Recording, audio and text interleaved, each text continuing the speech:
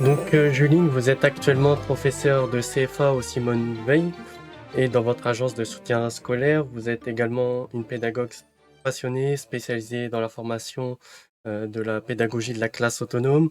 Votre parcours est marqué de nombreux défis et de succès qui ont forgé votre vision unique de l'apprentissage.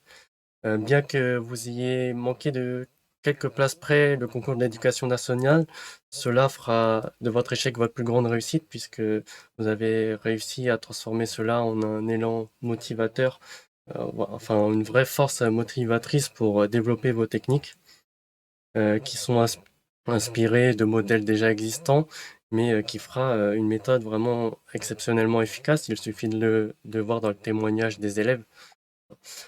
D'ailleurs, ça a été récompensé puisque vous avez fini top 10 dans le Global Teacher Prize, ce qui est un prix assez prestigieux, hein, vu que c'est un équivalent, une sorte d'équivalent de prix Nobel.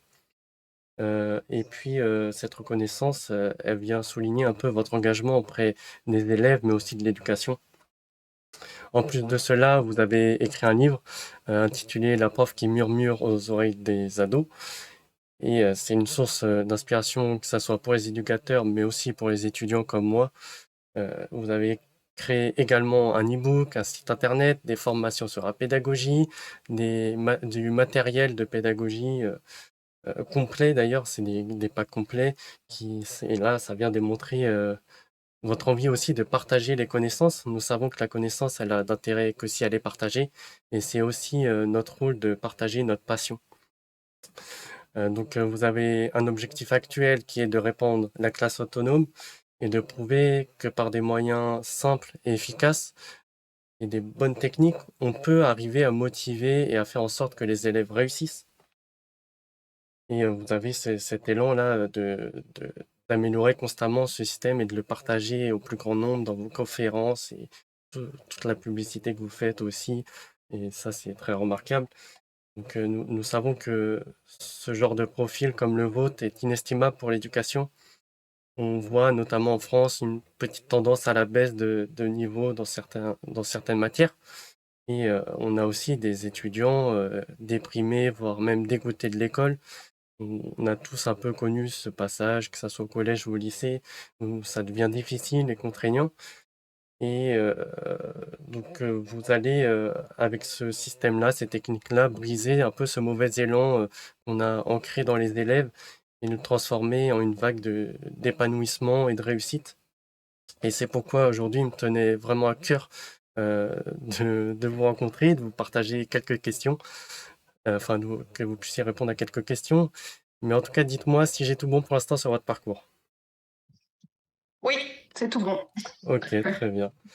Et du coup, vous avez montré à travers les vidéos, les reportages qui ont été faits sur vous, une passion, voire même une vocation pour ce que vous faites actuellement. Et j'aimerais que vous nous parliez un peu de cette vocation qui vous anime. Pourquoi ça vient d'où en fait? Ah. Ça vient, je ne sais pas.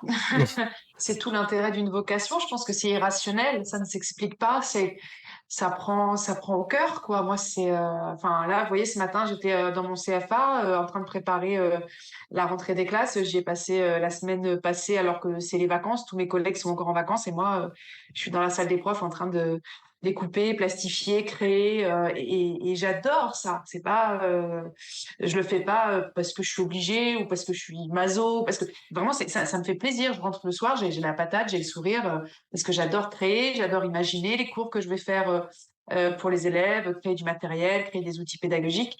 Et j'ai toujours eu ça. J'ai toujours eu cette passion de la transmission et de la pédagogie. Alors ça me vient certainement aussi de ma maman, qui est une très bonne pédagogue également, qui est formatrice et qui m'a donné beaucoup de conseils quand j'ai démarré, qui m'en donne encore d'ailleurs aujourd'hui. Donc ça me vient aussi peut-être de là, mais non, c'est quelque chose que j'ai toujours voulu faire et j'ai toujours voulu enseigner, mais tout ce que j'ai appris, c'est-à-dire quand j'ai fait un sport-études de danse classique parce que je voulais devenir professeur de danse. J'ai fait du théâtre, je voulais devenir professeur de théâtre. D'ailleurs, c'est toujours dans un petit coin de ma tête, c'est en train de germer cette histoire, mais un jour ça va sortir. Je voulais, quand j'ai passé le permis de conduire, je me suis dit peut-être que je pourrais faire monitrice, d'auto-école. Enfin, à chaque fois que j'ai appris quelque chose, je me suis dit que je pourrais l'enseigner et dans mon agence de soutien scolaire, j'enseigne autant, les maths que la philo, que l'art oratoire, que l'anglais, que le français, que l'histoire-géographie. Donc c'est pas la matière qui est venue le premier, c'est vraiment la pédagogie, l'envie d'enseigner. D'accord, OK. Il y a peut-être, par rapport à ce que enfin, ce que vous avez fait comme parcours scolaire, ça vient aussi, jouer là-dessus? Ou, est-ce que vous avez eu des difficultés étant jeune ou pas? Mmh. Non, pas du tout. Moi, j'étais une très, très bonne élève. J'étais vraiment, «l'intello», hein, entre guillemets, de la classe. Donc, moi, j'adorais déjà aller à l'école. J'adorais apprendre des choses. Donc c'était un plaisir. Les grandes vacances, pour moi, c'était l'horreur. Moi, j'attendais qu'une chose, c'est que ce soit, la rentrée des classes. Donc non, non, moi, j'ai toujours aimé apprendre, mais c'est aussi certainement pour ça que j'aime ce métier d'enseignant parce que, on apprend toute notre vie. Moi, je ne cesse de me réinventer, je ne cesse de retravailler des choses, d'apprendre de nouvelles choses, je me forme aussi. Cette année, j'ai suivi plusieurs formations pour, justement améliorer ma pédagogie. Ce matin encore, j'ouvrais des pochettes de ce que j'avais fait il y a 2 ans. Je me dis: «Ouais, ça va pas, faut que je recommence». Enfin, je suis toujours en train de chercher, comment faire mieux, comment faire plus efficace. Donc je pense que c'est un métier qui est passionnant pour ça, qui peut être fatigant aussi, parfois parce que ça s'arrête jamais. Mais voilà, moi aujourd'hui, c'est passionnant et c'est oui, cette volonté d'apprendre fait aujourd'hui que j'aime aussi le transmettre. D'accord, ouais. On voit que ça vient aussi depuis tout jeune, quoi. Mais on voit aussi que le fait d'aimer apprendre les choses, ça vient aussi très jeune et c'est un peu un élan qui vient se casser, arrivé début du collège ou début du lycée. Et c'est là où on peut peut-être améliorer certaines choses, garder cette fibre de la nouvelle connaissance, apprendre, enfin, garder cette envie de tout le temps demander pourquoi c'est comme ça, pourquoi ça arrive, comment on calcule ça, comment c'est arrivé. Et même dans les histoires, que ça soit politique, on voit souvent les mêmes erreurs arriver, que ça soit par les dirigeants ou par les individus eux-mêmes. Et c'est important de garder cette envie de se questionner pour s'améliorer en tant qu'individu, mais aussi en tant que société. Donc effectivement, c'est un rôle important que les profs ont. Et d'ailleurs, de nos jours, l'école est centrée sur l'obtention des notes et ça implique souvent des évaluations génératrices de stress. Et cependant, je pense que les notes ne devraient pas être le seul reflet de l'éducation. Et selon vous, quelle serait la manière la plus efficace, la plus judicieuse d'évaluer les élèves pour arriver en sorte que ça soit, enfin, qu'il y ait un sens pédagogique derrière? Et comment vous l'évaluerez en termes de fréquence, de quantité et de manière de faire? Alors la question de l'évaluation, c'est extrêmement, complexe. C'est une science, à part entière, qu'on n'apprend pas d'ailleurs quand on a la formation pour devenir enseignant, ce qui est assez fou. Parce que ça existe quand même la docimologie, l'art de mettre des notes et on ne l'apprend pas. Moi, c'est quelque chose que pareil, je suis tout le temps en évolution sur ça. Quand j'ai commencé à enseigner, j'étais très, pro notes. Aujourd'hui, je recule un peu là-dessus et en même temps, je trouve que ça a une utilité. Par exemple, moi, dans mon agence de soutien scolaire, je mets pas de notes. Je suis vraiment là pour aider les élèves, les soutenir et les guider et les élèves ne ressentent pas ce besoin de notes parce qu'ils se voient progresser. Ils ont pas besoin. Pourtant, à la fin, il y a quand même besoin de voir quelles notes on obtient à l'examen et à la fin de l'année, quand je leur fais passer des oraux blancs ou des bacs blancs en juin, ils me demandent toujours: «Mais tu me mettrais combien?» Donc ça montre que ça a quand même une importance, mais je pense que ça a une importance en fin de parcours. Ensuite, dans la notation, je pense qu'on pourrait, réfléchir à une notation qui ne viendrait pas que de l'enseignant.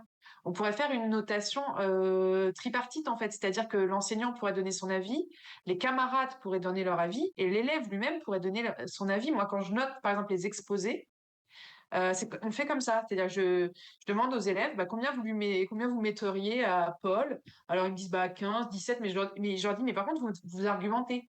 Vous me dites pas 15 parce que c'est votre pote, quoi. Vous me dites 15 parce que ça, ou non 12 parce que ça. Ensuite, moi, j'argumente, je dis: «Bah, moi, je mettrais cette note-là parce que ça». On fait une espèce de moyenne et à la fin, on demande à l'élève, qui est passé: «Est-ce que cette note-là, tu penses que toi, c'est mérité? Toi, tu te serais mis combien?» et cetera. Et parfois, oui, j'ai des élèves qui me disent: «Bah, oui, effectivement, je suis arrivé un petit peu, sans bien préparer mon exposé. Effectivement, 10, bah, oui, ça me va». Donc, Mmh. je trouve que c'est assez intéressant comme ça de faire ce genre de choses. Et la troisième chose que je fais moi aussi au CFA, c'est qu'on on fait des évaluations qui n'en sont pas vraiment, mais en fait, à l'adolescence, ce qui est important pour un ado, c'est ses pairs, c'est vraiment ses camarades. Il est dans l'âge social, et donc moi, ce que je fais, c'est ce que recommandait Maria Montessori, c'est qu'en fait, on fait des journées thématiques où les élèves montent des stands et que c'est comme des portes ouvertes. Donc tous les élèves de l'école viennent voir tous les stands. Et là, je peux vous dire que j'ai vu des élèves faire des choses incroyables. Moi, j'ai des élèves qui m'ont dit, je me suis jamais autant donné pour un projet scolaire. Parce qu'ils savent que ce sont leurs copains qui vont venir voir leur stand, qui vont venir leur poser des questions, qui vont venir goûter ce qu'ils ont fait, parce que moi, je suis dans les métiers de bouche. Et j'ai vraiment, chaque année, les élèves font des choses incroyables. Et ça a beaucoup plus de valeur parce que c'est noté par les pairs. Je vois. Donc ça, c'est intéressant aussi de faire des choses comme ça. On peut pas le faire tout le temps, nous on le fait une fois par an et c'est le travail d'une année, mais les élèves adorent cette journée thématique. Donc un élève pourrait venir tout à fait, discuter avec vous d'une note que vous lui mettriez éventuellement?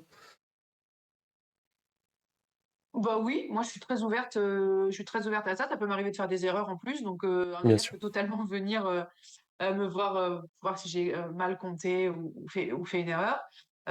Et puis, vraiment moi je suis pour la discussion, vraiment et argumenter et être toujours dans la bienveillance.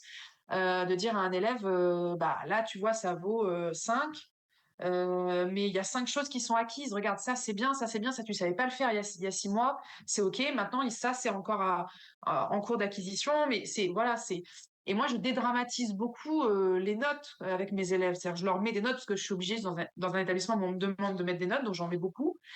Mais je la dédramatise beaucoup en leur disant: «Faites du mieux que vous pouvez, ne trichez pas». Comme ça, moi, je vois si mes ateliers sont bien pensés, sont bien faits. Si vous avez une mauvaise note, et ben, vous avez le droit de refaire à la maison. Vous avez le droit de me demander de faire un autre devoir. Le but, c'est pas de mettre des mauvaises notes, c'est vraiment que vous appreniez.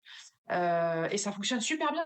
Ça fonctionne super bien. J'ai des élèves vraiment qui jouent le jeu et qui vont refaire après à la maison, vont venir me demander. Hem Il y a cette idée aussi, j'ai un élève, c'était il y a longtemps, c'était au tout début où j'enseignais, j'ai un élève qui m'a dit: «Mais madame, c'est incroyable avec vous, même on est à 6, vous dites: "C'est bien"». Je dis: «Bah, je dis qu'il y a 6 choses qui sont bien». Heu, voilà, c'est ça aussi qui est important, c'est pas de dire: «Voilà, tu as eu 8». C'est de dire: «Regarde, ça c'est mieux, ça c'est bien, ça tu savais pas le faire il y a une semaine et puis ça, bah, c'est encore, ça va venir, quoi». Et c'est ça que je trouve dommage aujourd'hui, c'est la note, sanction plus que Mmh. la note, heu source de motivation et d'amélioration. Mais c'est compliqué à faire, hein, quand vous êtes enseignant et que vous avez, 250, élèves, hein. Moi, j'ai 15 classes. Je vous dis pas que je fais de l'individuel tout le temps, c'est pas trop possible, Bien au sûr. mieux. Et je conçois très bien que ce soit pas évident. Mais voilà, essayer de dédramatiser en tout cas déjà dans la classe et puis moi, je n'évalue que à la fin. Ça, c'est super important. OK. Je trouve ça absurde d'évaluer quelqu'un qui est en train d'apprendre. Et je prends toujours la métaphore du permis de conduire. Je dis: «Si vous êtes en train d'apprendre à conduire et qu'on vous dit au bout de 4 séances, vous allez passer un permis blanc», mais personne n'irait en fait. Enfin, c'est pas moi, au bout de 4 séances, je savais à peine appuyer sur les pédales, quoi. Mais aujourd'hui, c'est ce qui se passe dans l'éducation. C'est-à-dire que les Mmh élèves mh. rentrent en septembre et au mois de novembre, il y a bac blanc. Mais ils savent pas encore faire une dissertation. Ils savent pas encore faire et on leur dit: «Non, non, mais il y a bac blanc». Moi, je trouve ça absurde. C'est un truc, chaque année, ça me révolte et là, je vais avoir mes élèves de soutien scolaire qui vont arriver dans 2 semaines, je sais que ça va être ça. D'accord, je vois. Ouais, qu'il faudrait partir sur des Voilà. notes, qui servent à améliorer plutôt qu'à punir. Ouais, exactement, Enfin, exactement on et il y a des lycées qui font attention justement, qui mettent des bacs blancs vraiment, au mois de mai, par exemple, mais j'ai vu, moi, vraiment des bacs blancs en novembre, hein. Moi, je m'arrachais les cheveux parce qu'avec mes élèves en philo, par exemple, ils avaient tout juste appris à faire la différence entre les différents types de plans et à écrire correctement une intro, quoi. Donc, mmh, comment on pouvait les emmener au bac blanc en novembre, quoi? et C'était ça vient et ils se casser le plantent la en plus. confiance. Mais ils se plantent en plus parce qu'ils ont tous 7 ou 8, quoi. Et Mmh, bah, donc oui, ils sont démotivés. C'est-à-dire que moi, je les emmène, je les motive, je leur dis: «Allez, tu vas voir, c'est pas si dur que ça et tout». Puis ils arrivent, ils ont 8, quoi. Et à la fin de l'année, c'est des élèves qui cartonnent, hein. C'est des élèves qui me sortent des 16, hein. Mais, moi, je vais les rechercher, ils Ils sont vraiment à ramasser à la petite cuillère après au mois de novembre parce qu'ils ont voilà, une note qui les encourage pas forcément, quoi. D'accord, carrément. Ah ouais. C'est un point qu'il faudrait faire évoluer.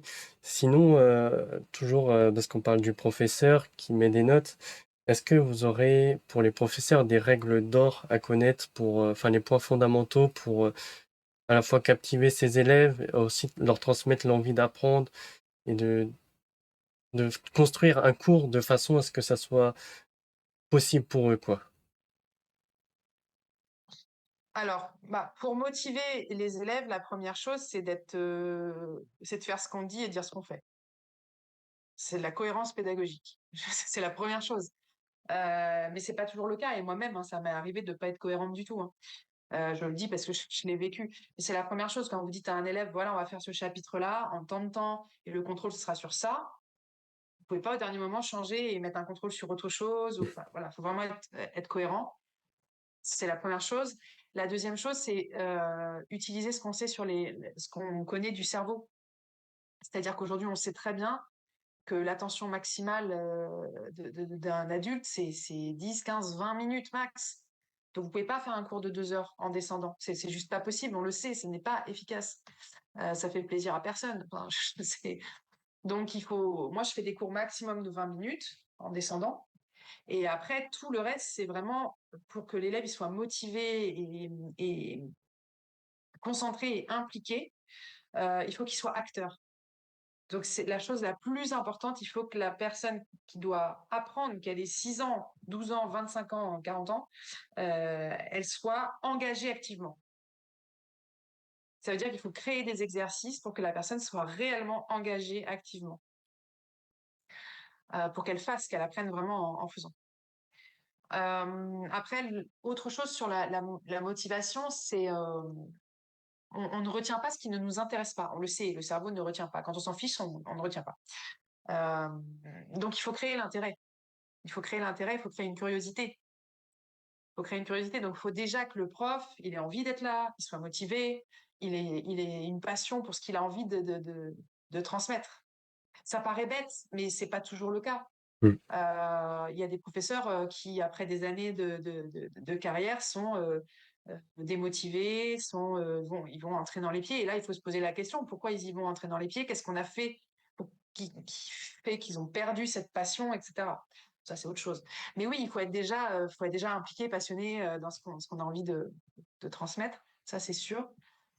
Euh, et puis, dans la motivation, après, bon, ça va dépendre des classes d'âge. Moi, j'ai des adolescents et donc je les autorise beaucoup à travailler ensemble et je leur donne une liberté.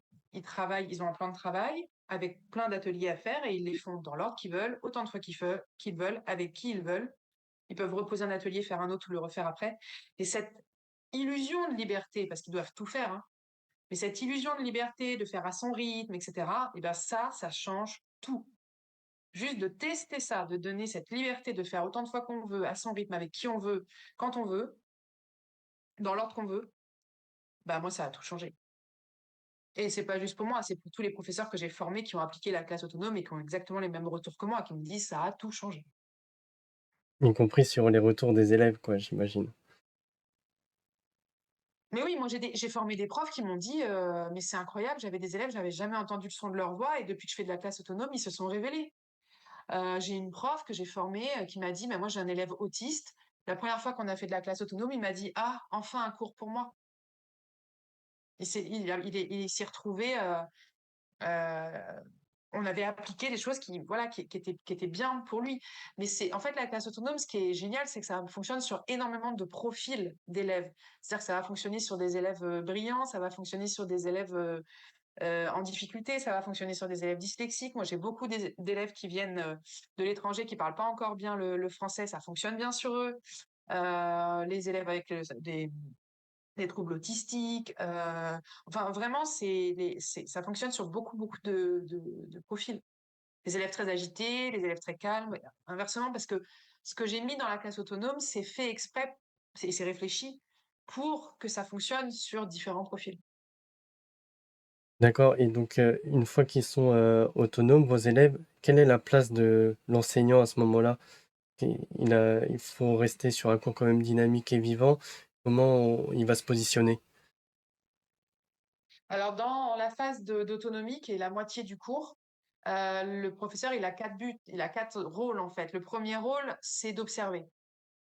Il observe vraiment ce qui se passe, il observe le langage corporel d'un élève. Moi, je vois tout de suite un élève qui est à la façon dont il est assis, le dos, la, la force qu'il a dans le dos. Je vois s'il est en train de galérer ou pas.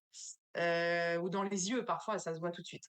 Donc, on observe, on voit beaucoup de choses, hein. On voit les profils qui vont être des leaders, on voit les profils de ceux qui ont les bonnes idées mais qui veulent pas être le leader, on voit l'élève qui va être plus en retrait, je vais voir l'élève justement qui maîtrise pas bien le français, alors que si je fais mon cours magistral descendant, je le vois pas, ce gamin-là. Là, je le vois parce que je vois qu'il est en train de décrypter la consigne. Donc ça, c'est la première chose, on observe. La deuxième chose, c'est qu'on canalise. Parce que ça bouge, une classe autonome. Quand vous avez 30-35 élèves qui se lèvent pour aller chercher des ateliers différents, qui écoutent des vidéos, qui touchent du matériel, qui font de la manipulation, qui font de la réalité virtuelle, ça bouge. Donc, il faut canaliser tout ça. Donc, il y a des règles dans la classe. Après, chaque professeur est plus ou moins sévère avec ses propres règles. Le but, c'est que chaque professeur l'adapte à sa façon d'être et d'enseigner. Donc, on canalise. Ensuite, on va guider certains élèves, justement, après l'observation. Moi, ça m'arrive, pendant ce temps d'autonomie, de m'asseoir à côté d'un élève qui est vraiment en difficulté et de lui lire la consigne ou de lui montrer comment on utilise le matériel ou vraiment de m'asseoir et dire, est-ce que tu veux qu'on fasse l'atelier ensemble? Ça m'arrive. Donc, on est aussi ce guide. Et le quatrième, j'en oublie toujours un, c'est valider. Quand les élèves ont fini leurs ateliers, ils s'autocorrigent et ensuite ils viennent me voir au bureau. Ils disent voilà, c'est bon, j'ai fait l'atelier B, j'ai fait 3 fautes. Ok, je regarde, on discute ensemble s'il y a un truc à discuter, hop, et je tamponne le plan de travail, je valide. Et ça, c'est super important parce que s'il n'y a pas cette phase de validation, ça va partir en cacahuète la classe autonome. Le fait que le prof canalise par la validation, ça fait qu'il y a un truc, il y a un but. En plus, moi, j'encourage les élèves pour dire, allez, c'est bien, vas-y, continue. Ou attention, là, peut-être essaye d'être un peu plus sérieux, etc. Donc, ça canalise. Et j'ai eu beaucoup de cette question de gens qui me disent, oui, mais avec la classe autonome, le risque, c'est qu'on n'ait plus besoin des enseignants. Bien au contraire. Bien au contraire, justement, dans cette phase-là, l'enseignant, il est hyper important. Il donne une dynamique, il donne une motivation, il impulse quelque chose. Donc non, non, le prof, il a vraiment une importance dans cette phase d'autonomie, hein. Ok. Comment il va réagir le professeur face à des élèves un peu qui sont démunis ou qui n'ont pas confiance en eux et qui disent non, j'y arrive pas, je vais pas réussir, c'est trop dur l'activité. Comment il doit se positionner le professeur? Mais alors déjà, il y a un mot magique, c'est encore. Moi, quand un élève me dit je n'y arrive pas, je lui dis non, tu n'y arrives pas encore. Mais ça, c'est magique, hein. C'est un tout petit mot qui change tout. Je ne sais pas. Non, tu ne sais pas encore. Donc, il y a cette idée de, voilà, déjà juste de lui dire ça. Ensuite, moi, je lui montre, je lui explique l'atelier si je vois qu'il a un peu de difficulté. Et vraiment, je peux m'asseoir à côté de lui et lui dire, viens, on fait l'atelier ensemble, je te montre. Donc, je peux faire ça. Je peux aussi utiliser les autres élèves pour être tuteur d'un élève qui est plus en difficulté, lui dire est-ce que tu as envie de travailler avec un camarade, etc.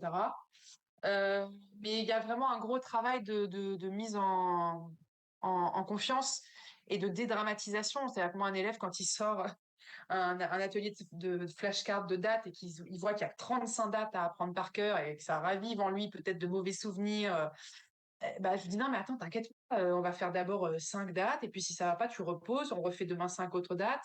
Et puis surtout, ce qui est important, c'est de lui prouver qu'il est capable. Donc moi, je le fais avec lui. Je lui dis, regarde, vas-y, on va faire les 5 dates avec les flashcards. Parce que l'efficacité de la flashcard, elle est juste incroyable. Mais comme l'élève, il n'en a jamais fait, il ne le sait pas. Donc, je lui montre. Je lui dis, tiens, allez, regarde, fais les flashcards, et après, je lui pose des questions. Et il se rend compte qu'il est capable d'apprendre. Ça s'allume dans ses yeux, quoi. Et là, il se dit, ah bah ouais, ok. Donc, faut pas hésiter à lui prouver. Mais c'est pas juste les élèves en difficulté, hein. Moi, quand je forme des profs, j'ai des profs, parfois, ils sortent les ateliers, ils me regardent, genre, mais pourquoi je vais pas faire ça, en fait? Je vais pas faire du coloriage, je vais pas faire du... Je dis, si, fais-le, tu vas voir cet après-midi, je vais te montrer que c'est efficace. Et il faut prouver, en fait. Il faut prouver l'efficacité, il faut prouver à l'élève qu'il est capable. Et alors là, une fois qu'on a gagné ça, ça roule, En, tout en un simplement. mot, en fait, il faut mettre un intérêt derrière, enfin une raison ou avoir quelque chose à quoi s'attendre derrière, quoi. C'est pas juste l'intérêt, c'est aussi montrer à l'élève qu'il est capable en allant le chercher légèrement en dessous de son niveau, en fait. C'est de le OK. mettre en situation de réussite. Mais ça, c'est un truc qu'on apprend, les professeurs de sport, les diplômés d'État qui enseignent le golf, le tennis, le karaté, le judo, ils apprennent ça, hein, dans leur formation. Et ça, c'est un truc qu'on n'apprend pas dans la formation pour être enseignant, mais c'est vraiment, on met l'élève en situation de réussite.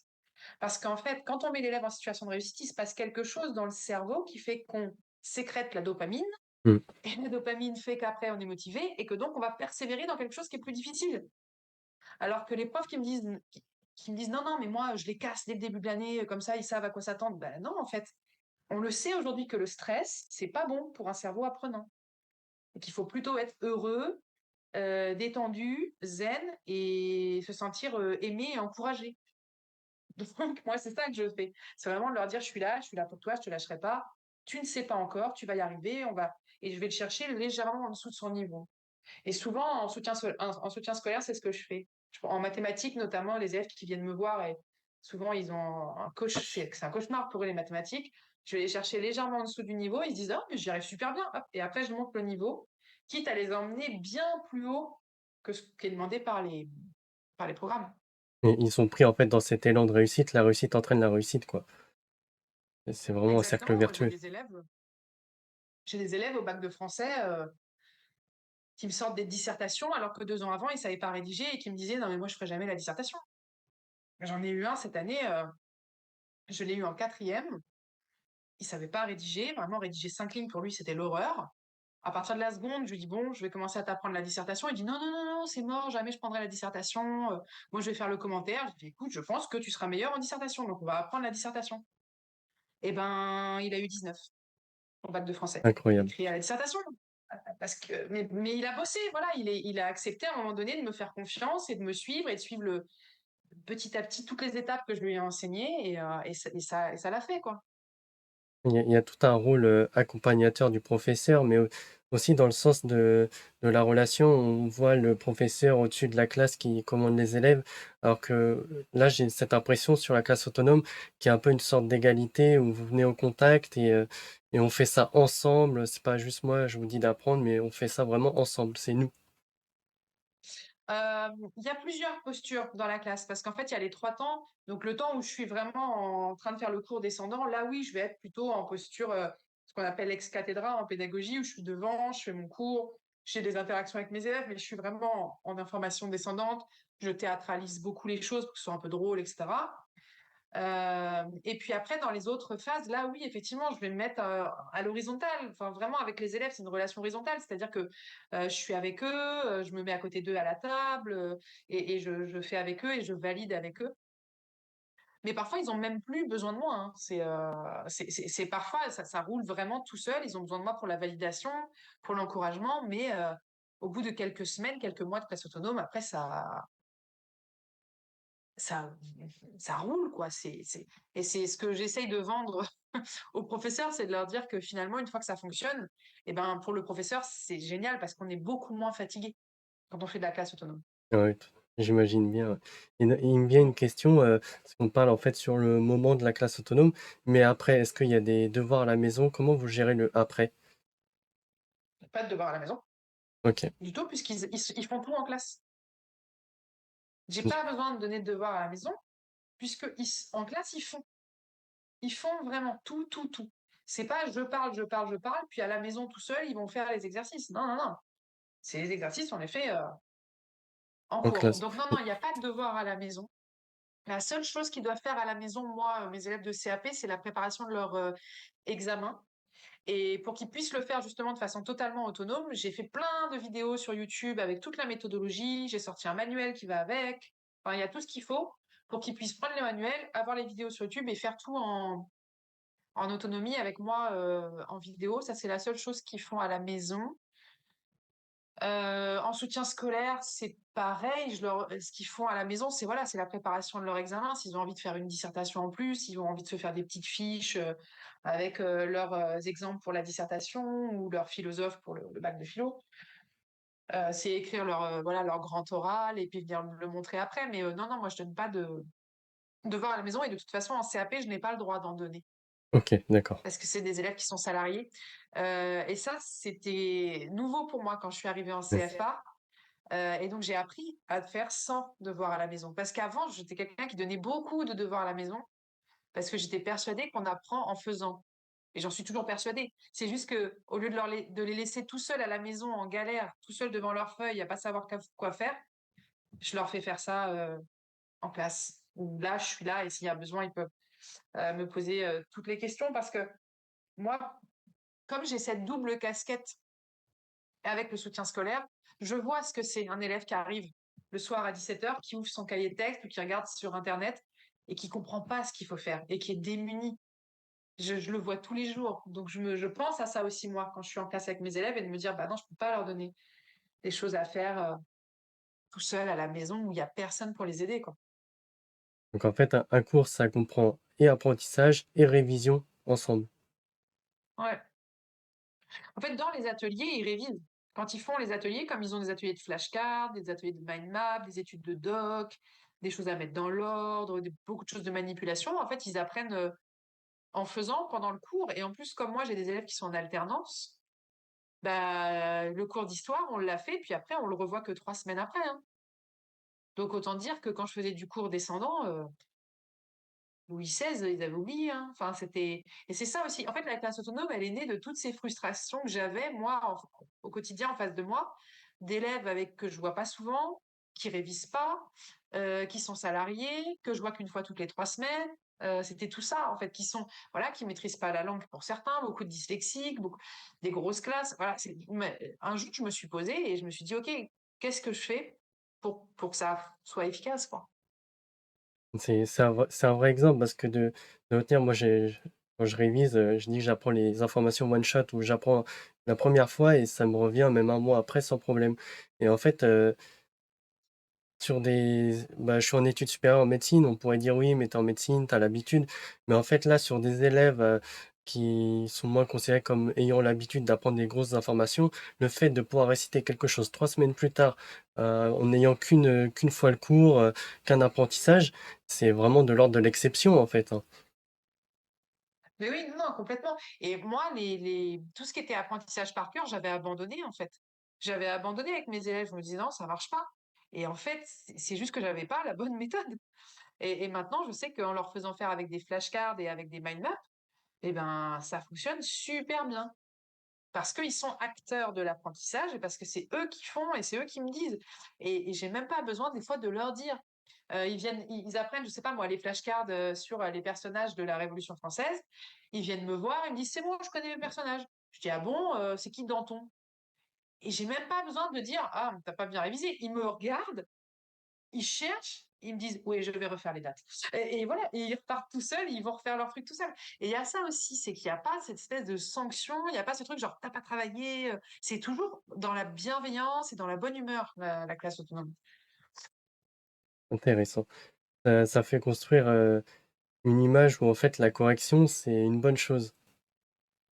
Oui, l'erreur est une excellente chose. Et c'est écrit dans ma salle de classe, au-dessus de mon bureau, c'est écrit l'échec est le meilleur des maîtres. Dans mon agence de soutien scolaire, c'est écrit. Et je le répète 15 fois par jour. Je leur dis, c'est une école ici, trompe-toi, dis-moi quelque chose, dis-moi une bêtise, c'est pas grave. Dis quelque chose. Et ils me disent, mais on nous a jamais dit ça. Moi, je leur dis, mais c'est une école, c'est normal, tu vas te tromper. Vas-y, dis quelque chose, c'est pas grave. C'est, ouais, de leur expliquer que qu'il a appris à marcher en tombant et qu'il a appris, que la première fois qu'ils ont fait des croissants, c'était raté, que c'était normal et que c'était comme ça qu'il a vu qu'il avait peut-être oublié, heu, la levure, j'en sais rien, je sais pas comment on fait les croissants, mais c'est, mais oui, oui, non, moi, l'erreur, c'est pour eux, moi, je leur dis tout le temps, tout le temps, tout le temps, l'échec est le meilleur des maîtres et l'erreur, c'est la meilleure façon, c'est la façon humaine d'apprendre. Et OK, ouais, c'est fondamental et c'est vraiment quelque chose à développer, je pense, que ça soit pour nous, même, en dehors des cours, hein, l'échec, ça en fait, ça fait partie de notre quotidien.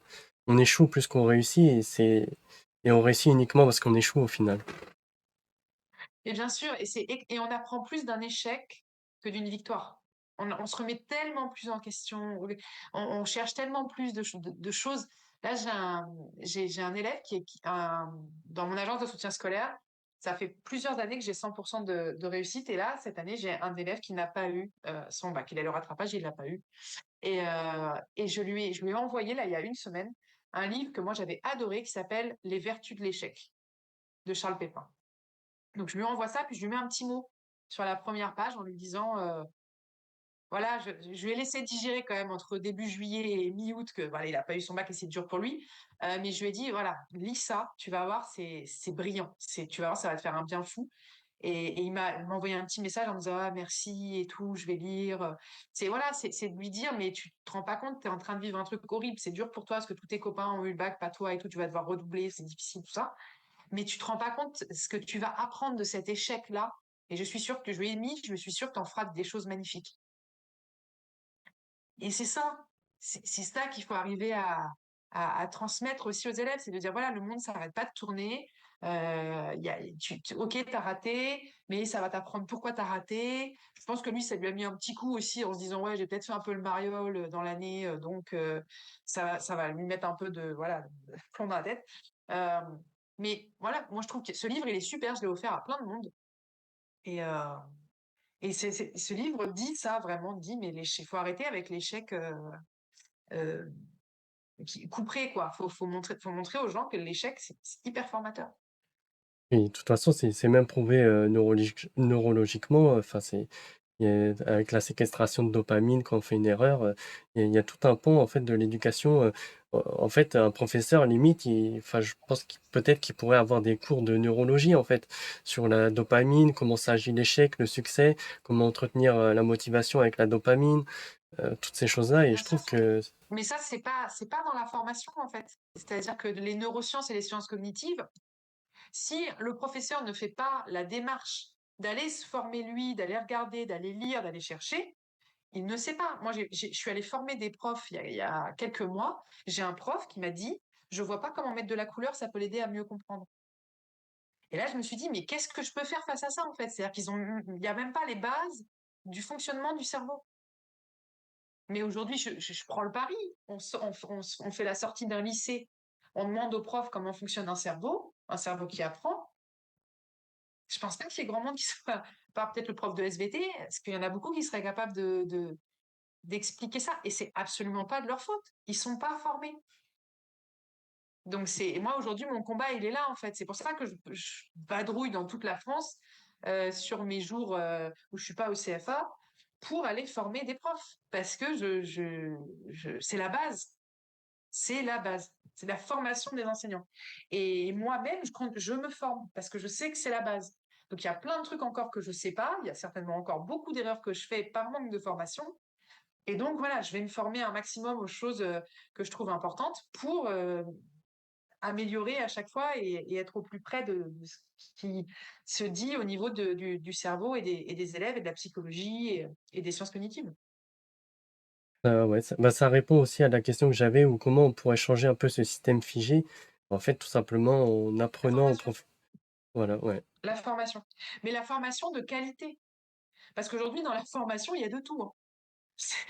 Moi, j'ai un collègue un jour qui m'a envoyé un message sur Instagram. Il m'a dit, j'avais une formation à l'éducation nationale sur individualisation des parcours de formation. Le formateur est arrivé, il a dit à tout le monde, ouais, laissez tomber l'individualisation au lycée, c'est pas possible. Ouais. Moi, mais ça m'a fait hurler. Je me dis, mais comment c'est possible qu'un mec dont c'est le boulot, c'est le formateur en individualisation? Comment cette personne-là peut dire un truc comme ça? Comment cette personne-là peut ne pas connaître les grands travaux de gens qui ont travaillé sur l'individualisation, les classes renversées, inversées, les classes flexibles, les classes autonomes? Enfin, je... Enfin, voilà, c'est affreux. Mais encore, il y a encore un mois et demi, hein, j'ai une de mes collègues qui m'a dit, on a une formation. Elle m'a écrit un message, elle m'a dit, je suis en formation là, tu serais là, tu aurais les cheveux, tu t'arracherais les cheveux, quoi. Donc c'est ça, c'est vraiment la formation, c'est super important, mais la formation vraiment de qualité, quoi. Ouais, les formateurs apprennent d'autres formateurs. Du coup, en fait, si on brise pas le cycle, on a tout le temps la même chose et même les erreurs. Oui, ouais, ouais. Et puis il faut des gens qui savent de quoi ils parlent et qui viennent du terrain, quoi. C'est super important. Mm, mm. Moi, je ne compte plus le nombre de personnes qu'à la fin de ma formation qui m'ont dit: «Mais merci, enfin de la pédagogie, de la vraie, pas un truc alambiqué avec des mots nébuleux, qui vient, d'un cerveau, qui est à l'ouest, quoi». Donc c'est important aussi d'être dans le concret. Et moi, aujourd'hui, quand je forme des profs, je leur donne des explications de choses que j'ai vécues la semaine d'avant, la semaine, 2 semaines avant. Je leur donne les noms de mes élèves. Je suis capable de citer le nom de chaque élève qui est derrière chaque matériel que j'ai cité, que j'ai créé, pardon.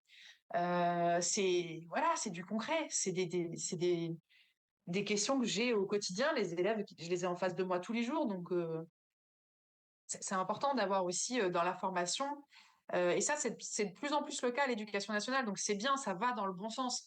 De plus en plus, ces gens qui vont former dans les INSPE, etc., c'est des profs qui ont des élèves en face d'eux et qui viennent donner leur expérience. C'est génial. Ça, c'est génial. L'apprentissage par les pairs, au final, hein, c'est très puissant. Bah oui, bien sûr, non, non, c'est extrêmement puissant. Et puis il y a plein de profs qui sont capables de le faire en plus, hein, qui voudraient le faire. Il y a plein de profs qui ont des outils euh, incroyables, qui ont développé de la classe flexible, qui ont développé, je pense à mes collègues de Lisieux qui font de la classe entremêlée. C'est juste incroyable ce qu'ils font. Et ben eux, ils pourraient former quoi, d'autres personnes dans d'autres lycées. Il faut effectivement écouter ce qui vient du terrain et des gens qui sont passionnés et surtout qui peuvent prouver l'efficacité de ce qu'ils disent. Parce qu'ils le font depuis 2, 3, 4 mois la classe autonome, ça fait 5 ans que je fais de la classe autonome. Hmm. Donc quand je dis que ça fonctionne, je le sais, je le vois au quotidien. Bien sûr, ouais. Bah, très bien, on a fait un peu le tour. Donc en fait, en résumé, il faut déjà de la participation auprès des élèves. Il faut respecter un peu comment leur cerveau fonctionne, comprendre un Ouais. peu d'où vient la motivation, comment elle fonctionne, notamment avec cette magnifique hormone qu'est la dopamine. Savoir que le prof n'a pas forcément tout le temps le même rôle durant tout le temps du cours, que en fait, bah, il faut respecter l'individu en lui-même, en fait. Il faut pas formater l'école enfin, il faut formater l'école à l'individu et pas l'inverse. Faut pas formater l'individu à l'école. Et c'est en moulant des Oui, moules différents, quoi. il y a quand même une histoire, il y a quand même une histoire de formatage, j'aime pas trop ce mot, mais de cadre. Il y a quand même un cadre qui est très très important. Moi, Oui, dans la bien classe sûr. autonome, il y a un vrai cadre, hein, sinon ça fonctionnerait pas. Il y a des règles à suivre, tous les jours il y a des responsables, c'est très très structuré, il y a 20 minutes de cours, 15 minutes de vérif, 45 minutes d'atelier, c'est toujours pareil, les plans de travail sont toujours dans le même, fait de la même façon, il y a des codes couleurs, etc. Donc les élèves sont habitués aussi à travailler comme ça. Donc il y a quand même cette idée d'être un peu quand même dans un cadre, mais effectivement on essaye de s'adapter à l'élève qui est en face et surtout on essaye de ne pas aller contre le cerveau, de faire quelque chose qui soit contre-intuitif, enfin qui soit pas fait pour le cerveau, donc pas de cours magistraux de plus de 20 minutes, mettre l'élève tout le temps en action. Moi, la classe autonome, elle est fondée sur les 4 piliers de Stanislas Dehaene, qui est un neuroscientifique français. Et lui, il dit que pour apprendre le cerveau humain, il doit être attentif, engagé activement, recevoir un retour immédiat d'information et consolider. Et donc moi, toute ma classe, elle est fondée sur ces 4 piliers. Il y a plein de petites astuces que j'utilise pour que les élèves soient attentifs. Ils sont engagés activement. Plus de 50, même plus que ça, 75% du cours, c'est eux, ils sont engagés activement. Ils ont tout le matériel est autocorrectif. Donc, le retour immédiat d'information, il est tout le temps là. Et la consolidation, elle est dans le fait qu'on a la vérification après le cours et ensuite que chaque atelier, on peut le refaire autant de fois qu'on veut et qu'on le revoit à chaque fois, à chaque début de cours, on refait une vérification, etc. Donc, quand on utilise les 4 piliers, voilà, c'est comme ça qu'un cerveau humain apprend. Ah bah, bizarrement, ça fonctionne bien. Un Et peu de la même avec magie, des mais élèves qui n'est pas. difficiles, voilà, c'est même avec des élèves difficiles, même avec des élèves en grande difficulté, même avec des élèves qui sont pas motivés. Moi, je rappelle que j'ai quand même des CAP qui sont là pour être boulanger, boucher, pâtissier. Je veux dire, ils ont pas envie de venir à l'école déjà, et ils ont pas envie de faire histoire géo.